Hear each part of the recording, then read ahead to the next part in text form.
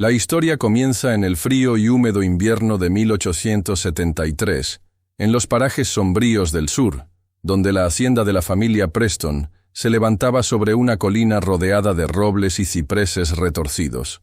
El patriarca, Walter Preston, era un hombre de negocios implacable conocido por su fortuna y la extraña soledad que lo rodeaba desde la muerte de su esposa.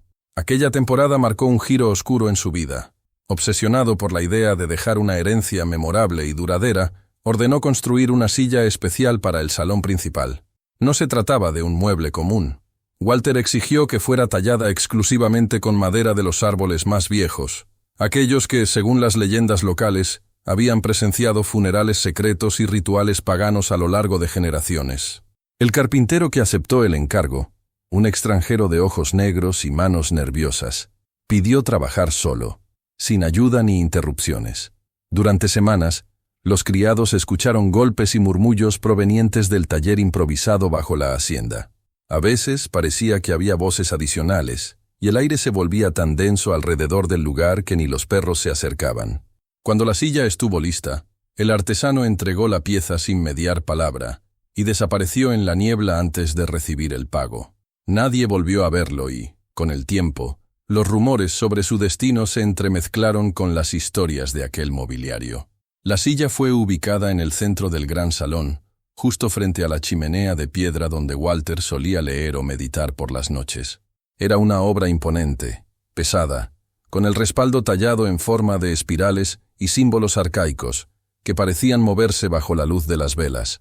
La madera relucía con un tono rojizo, y los clavos que sostenían la estructura tenían inscripciones diminutas, como si cada uno escondiera una palabra prohibida.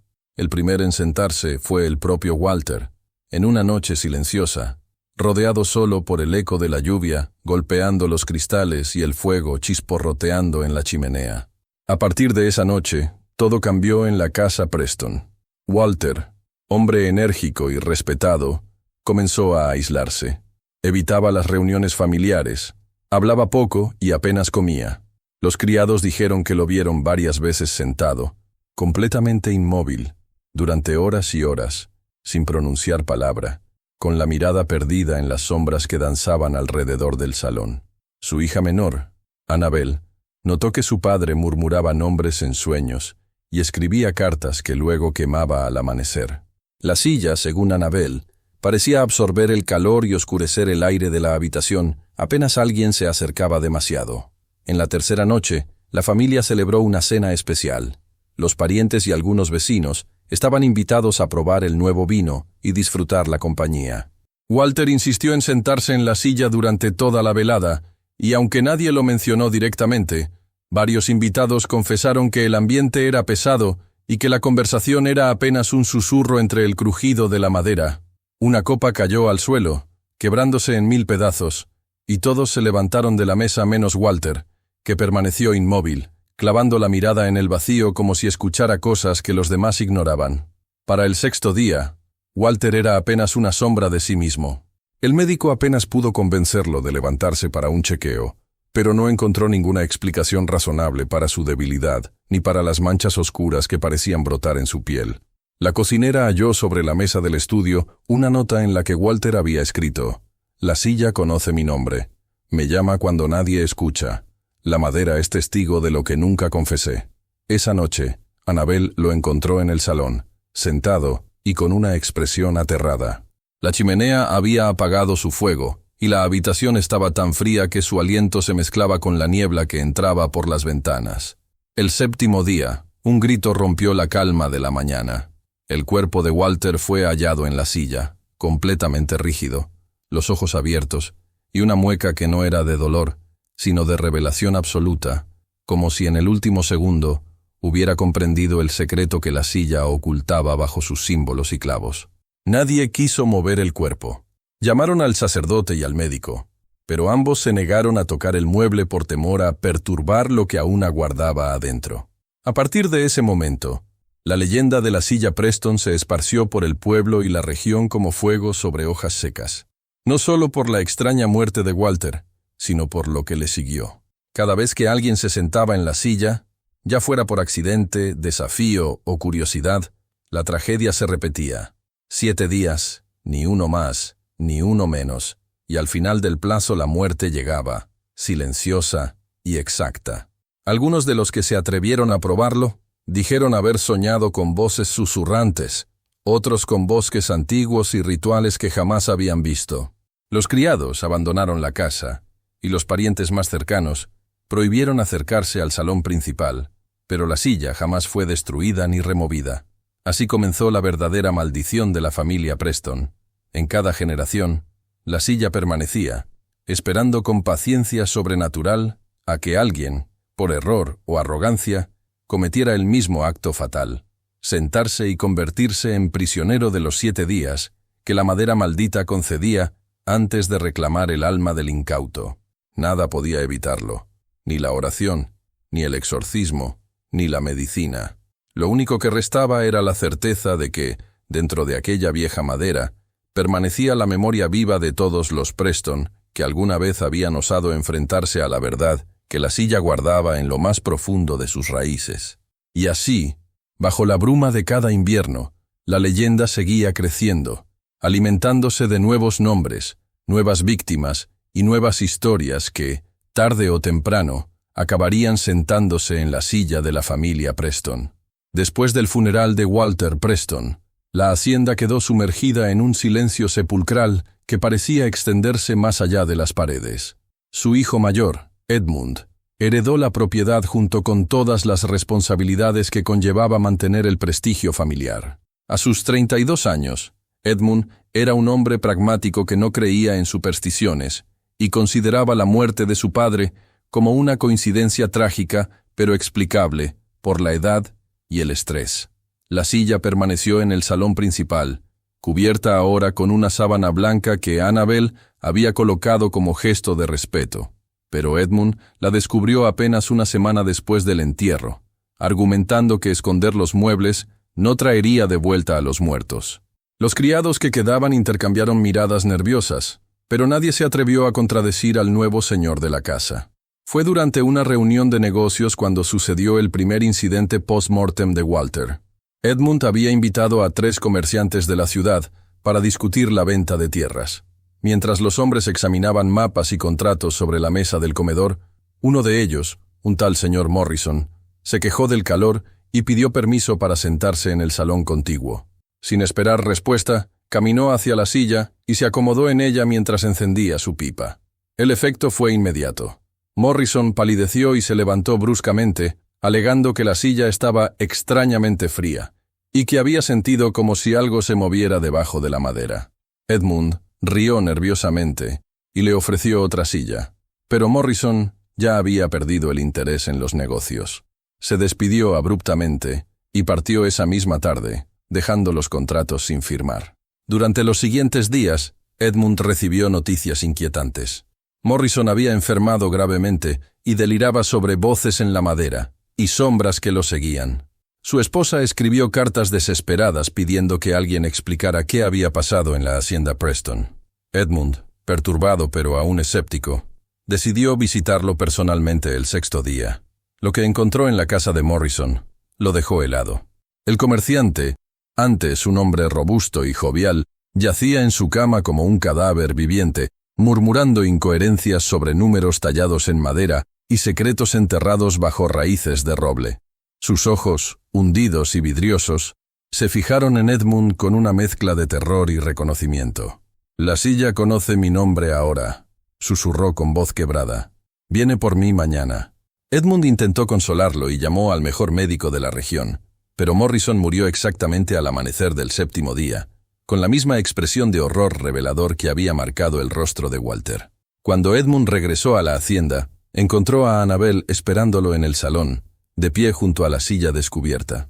Sus ojos estaban llenos de lágrimas y reproche. «Ahora ya sabes la verdad», le dijo sin preámbulos. «La silla no distingue entre familia y extraños. Quien se sienta, muere. Y tú permitiste que sucediera». Edmund se desplomó en una silla común, lejos de la maldita, con el peso de una culpa que jamás había imaginado. Por primera vez, comprendió que habían heredado algo mucho más terrible que una simple propiedad. Habían heredado la responsabilidad de mantener alejada a la gente de una muerte segura.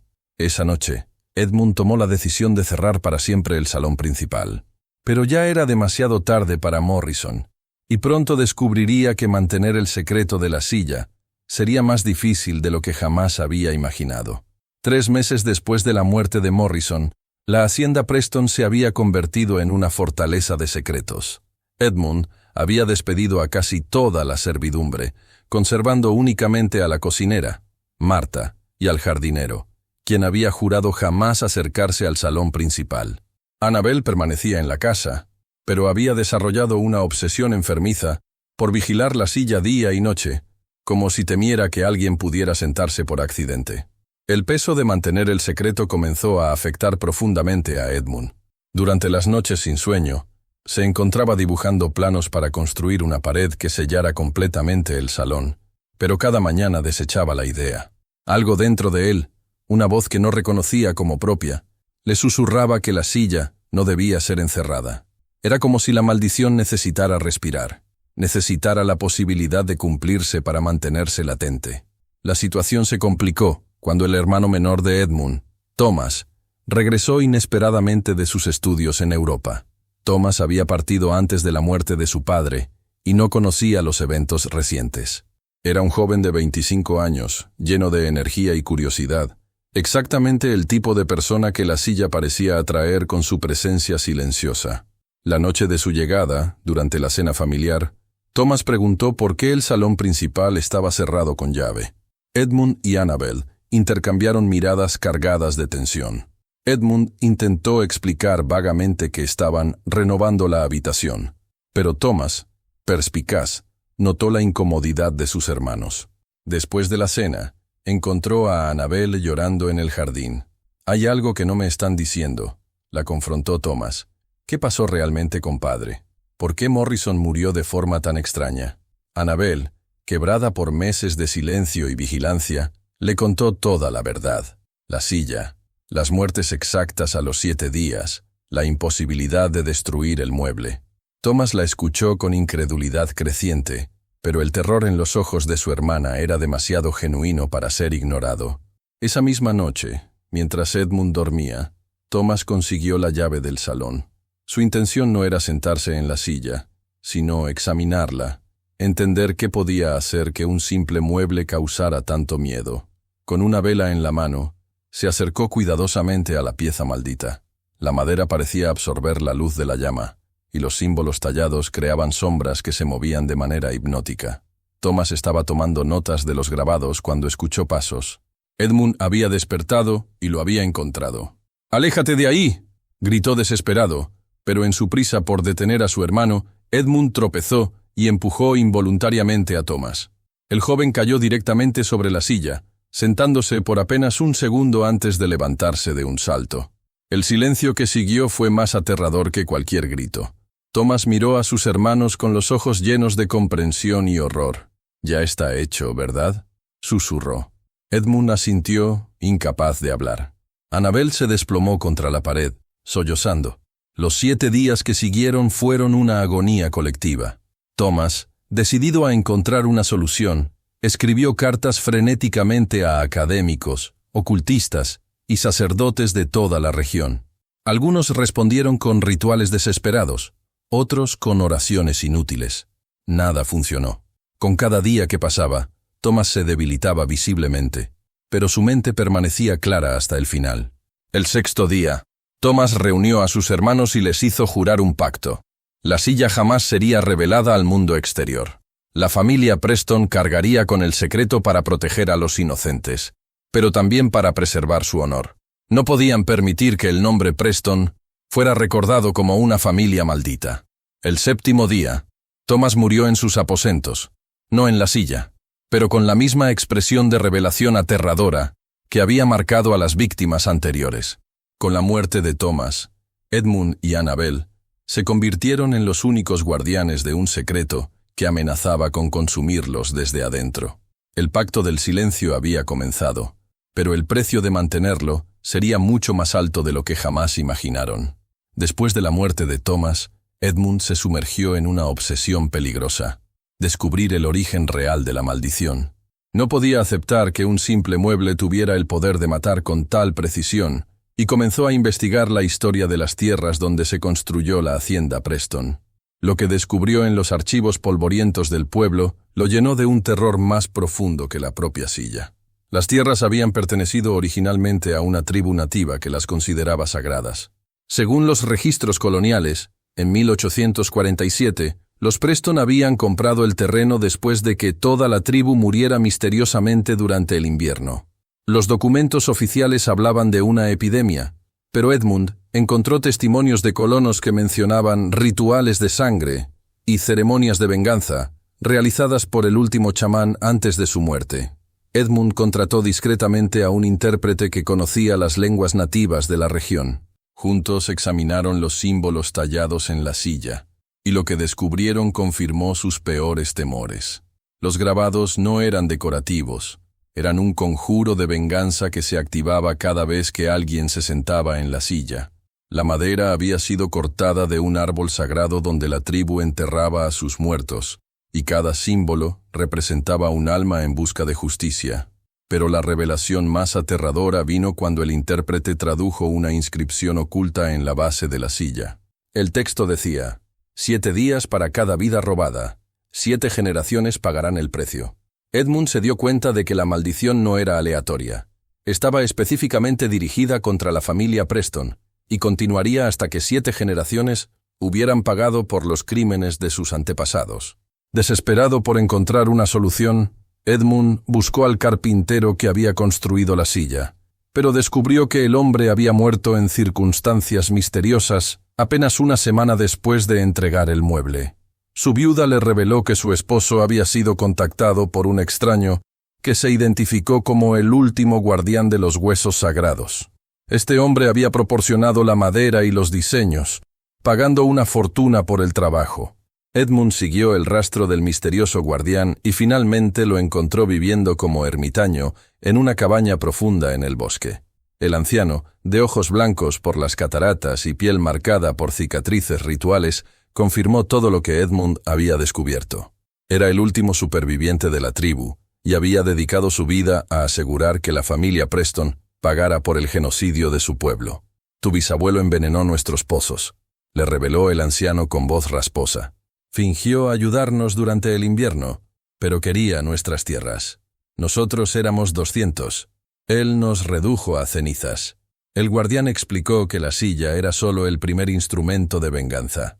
Había otros objetos malditos esperando ser activados si la familia intentaba destruir o deshacerse de la silla.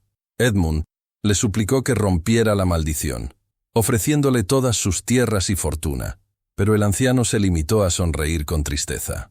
«La sangre derramada no se borra con oro», murmuró.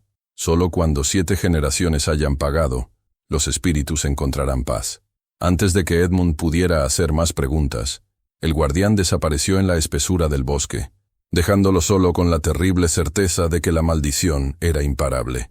De regreso en la hacienda, Edmund encontró a Annabel en estado de pánico.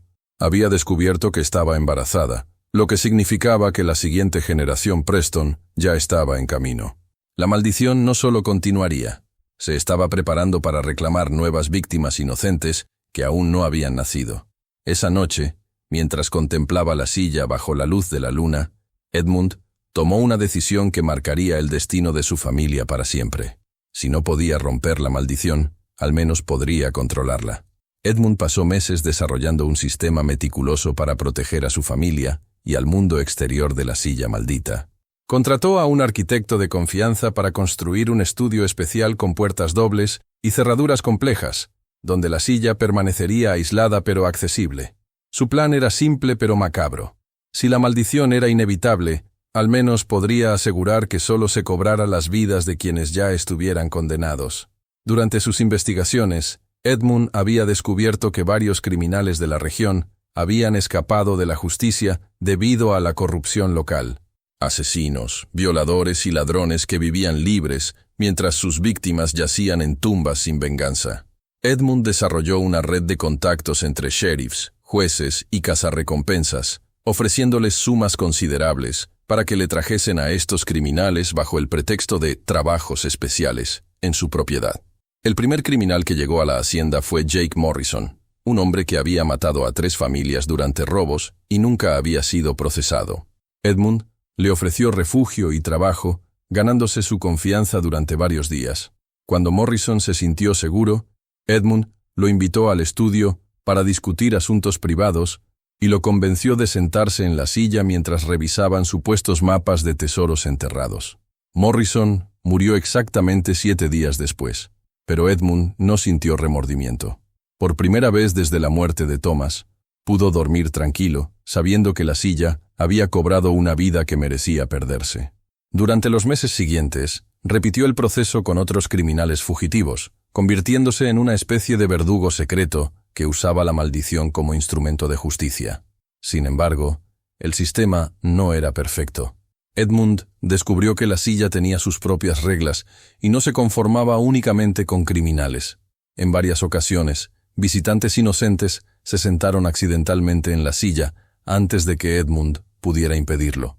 Un comerciante de libros, un veterinario del pueblo, un primo lejano que había venido de visita. Todos murieron en el plazo fatal, llenando a Edmund de una culpa que no podía confesarle ni siquiera a Annabel. La situación se complicó cuando Annabel dio a luz a un niño al que llamaron William. Edmund se dio cuenta de que ahora tenía que proteger no solo a extraños, sino a su propio sobrino de una silla que permanecería en la familia por generaciones. Comenzó a escribir detallados diarios sobre cada incidente, cada muerte, cada regla que había descubierto sobre la maldición, con la esperanza de que las futuras generaciones Preston pudieran manejar la carga mejor que él.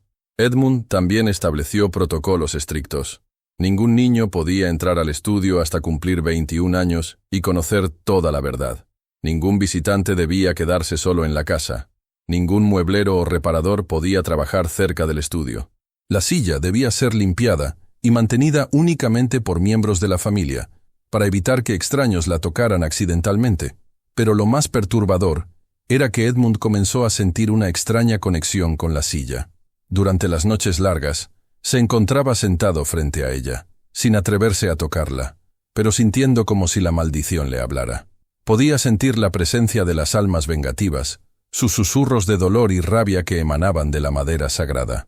Gradualmente, Edmund comprendió que no era solo el guardián de la silla, se estaba convirtiendo en parte de la maldición.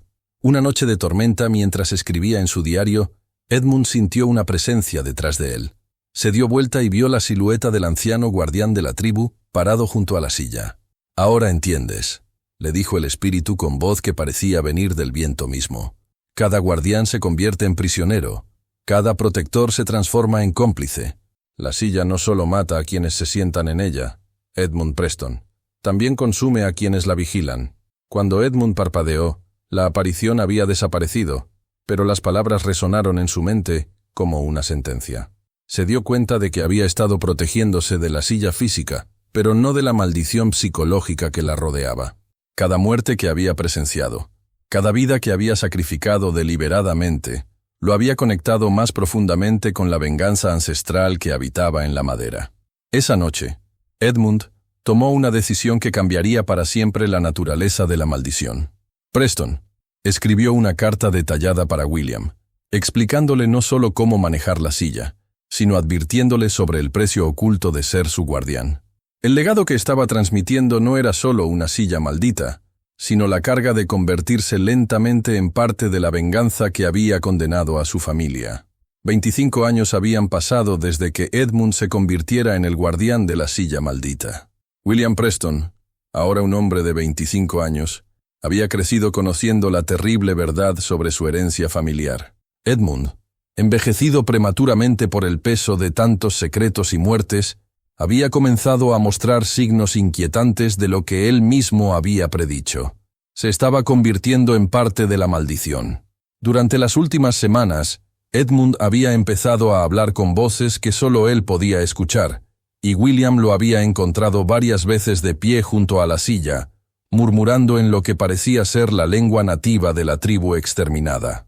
La conexión entre Edmund y la maldición se había vuelto tan profunda que ya no podía distinguir entre sus propios pensamientos y los susurros vengativos de los espíritus ancestrales.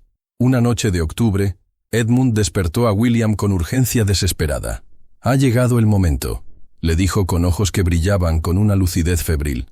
He descubierto cómo terminar con esto, pero requiere un sacrificio que solo un Preston puede hacer voluntariamente. Edmund le explicó que durante sus años de investigación había encontrado referencias a un ritual de liberación que podía romper la maldición, pero solo si el guardián actual se sentaba voluntariamente en la silla, aceptando su destino como el sacrificio final. William se horrorizó ante la propuesta, pero Edmund le mostró documentos que había encontrado en una cueva sagrada cerca de las tierras ancestrales. Los textos hablaban de el último asiento de redención, donde un descendiente de los opresores podía elegir morir para liberar a los espíritus atrapados y romper el ciclo de venganza. Era la única manera de asegurar que futuras generaciones Preston vivieran libres de la maldición. Durante días, William intentó disuadir a su tío, pero Edmund ya había tomado su decisión. He matado a demasiados inocentes, confesó Edmund. Cada vez que alguien se sentó accidentalmente, cada criminal que traje aquí, cada muerte que presencié, todo eso me ha conectado con la venganza de los espíritus. Soy parte de la maldición ahora, William. Y la única manera de terminar con esto es completar el ciclo. La noche del 31 de octubre de 1898, exactamente 25 años después de la primera muerte de Walter Preston, Edmund realizó el ritual de liberación.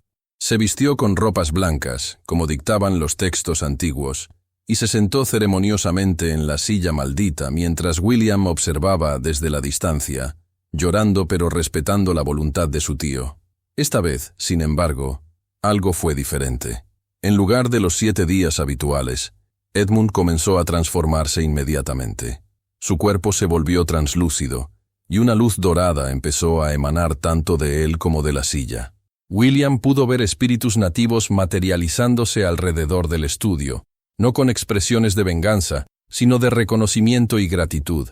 El anciano guardián apareció una última vez, asintiendo con respeto hacia Edmund antes de desvanecerse en paz. Durante 7 horas exactas, Edmund permaneció sentado mientras la madera de la silla comenzaba a agrietarse y los símbolos tallados se desvanecían gradualmente. Al amanecer, tanto Edmund como la silla se habían desintegrado completamente, dejando solo un montón de polvo dorado y una sensación de paz que William no había experimentado jamás en esa casa. Los espíritus habían sido liberados. La deuda de sangre había sido saldada. Edmund Preston había roto la maldición al aceptar voluntariamente el precio final, su propia vida ofrecida no por venganza, sino por redención. William heredó una hacienda libre de maldiciones, pero también cargó para siempre con la memoria de lo que su familia había enfrentado. Años después, cuando se casó y tuvo hijos, les contó la historia completa como una lección sobre las consecuencias de la injusticia y el poder redentor del sacrificio voluntario. La habitación donde había estado la silla se convirtió en una biblioteca, y William colocó allí una placa simple que decía: en memoria de quienes pagaron el precio de los pecados ajenos, y en honor de quien eligió terminar el ciclo. La familia Preston finalmente había encontrado la paz, pero el precio de esa libertad permanecería grabado en su historia para siempre. Nunca más se volvió a hablar de una silla maldita en la hacienda Preston, pero en las noches tranquilas de octubre, los vecinos aseguran que aún pueden escuchar el viento susurrando palabras de gratitud entre los robles centenarios que rodean la antigua propiedad.